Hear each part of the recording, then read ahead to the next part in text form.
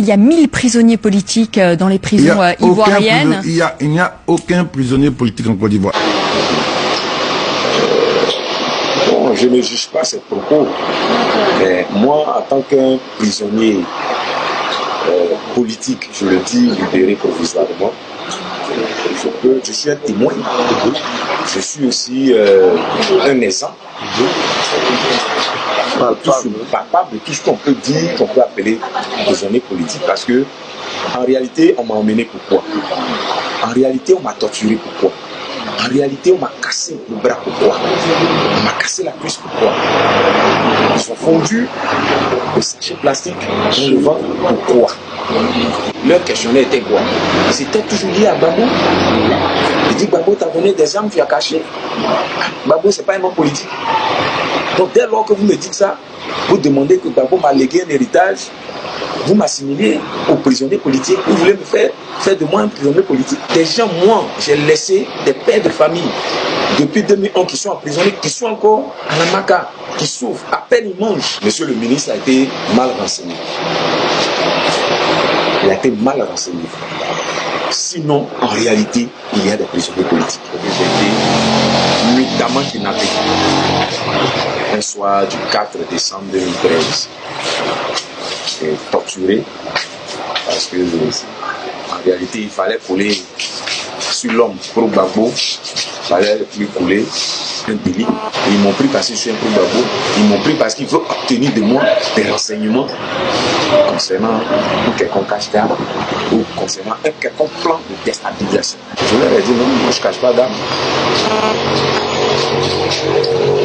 Ils ont commencé à me rouler le cou. Donc, ils ont commencé à te frapper, c'est à partir de là. Ils m'ont spolié de tout ce que j'avais, mes portables, tous mes petits visites qui étaient sur moi, ils ont tout pris. Avant de m'emmener au camp FSI, c'est là-bas, c'était le camp total. C'est là-bas qu'ils m'ont cassé le bras, ils m'ont cassé la cuisse, ils ont fondu le sachet plastique dans le ventre. Tu as une cicatrice dans le dos, dans le ventre, voilà. Voici les stigmates, ils sont là. Ça, c'est le côté du bras. Mais le bras, ils t'ont cassé ça avec quoi? Oui, c'est les chevrons, parce que je suis pro Gbagbo. J'étais 3 fois évanoui avant de revenir en moi. Et ils ont dit, bon, que voilà, Gbagbo a acheté les armes, il nous a distribué, on a gardé les armes, et qu'il faut qu'on les rende parce que c'est l'État de Côte d'Ivoire qui les a achetées.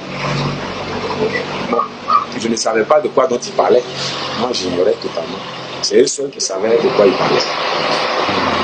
Donc, après ça, ils nous ont emmenés notamment encore cette même nuit là dans un boulard, les yeux étaient voilés. Et c'est là-bas, les gens nous disaient que il faut qu'on adopte le président qui est là. Bon, il est là, qu'est-ce qu'on peut faire? Qu'on l'adopte pas, il gère le pays. Donc chaque fois, on partait me dire, bon, de venir désigner les pro-Gbagbo, ils vont venir les chercher et puis ils vont me libérer. C'est-à-dire qu'on conditionnait ma liberté en échange des frères et sœurs qui étaient pro-Gbagbo. Ce n'est pas un crime de supporter Gbagbo, d'être pro-Gbagbo. Un État qui se veut un État de droit, oui. Bon, il y a une liberté, une libre expression, je ne sais pas. Mais voilà comment c'est parti. Et moi, ce qui a couronné tout ça, c'est le fait que je tienne le kiosque à journaux. Parce que là, tout le monde est rouvert là-bas. Et je leur explique un peu l'actualité et tout. Donc, on trouve que je parle compte. Plusieurs fois, il y a eu des menaces, mais je n'ai pas tenu compte de ça. Je ne savais pas que ça allait se concrétiser. Ici, on m'a envoyé dans un goulag. 19 jours. Je m'ai noté 160 nourritures. Et c'est le 23 décembre qu'ils m'ont emmené à la DST. À la DST. J'ai fait 4 jours dans un conteneur à la DST. Les Goudé, on n'a pas eu à échanger, je l'ai vu. Tu l'as vu à la DST. Voilà, à la DST, je l'ai vu. Le passage, l'autre là, Digopieux. Digopieux aussi. Je l'ai vu. Et puis le pasteur d'Abbaye. Voilà, lui et moi, nous étions dans le même conteneur. J'ai retrouvé la liberté provisoire le 31 mai. Avec les 50 pro-Gbagbo.